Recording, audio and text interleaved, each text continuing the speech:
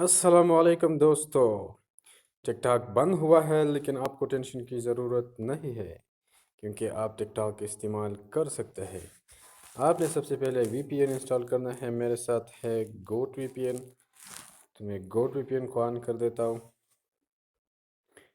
Tape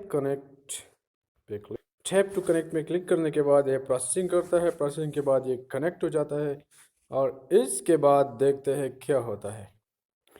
ہمارے ساتھ یہ کنیکٹ ہو چکا ہے، چلو چلتے ہیں ٹک ٹاک کی طرف۔ تو ٹک ٹاک، یہ ہوا ٹک ٹاک۔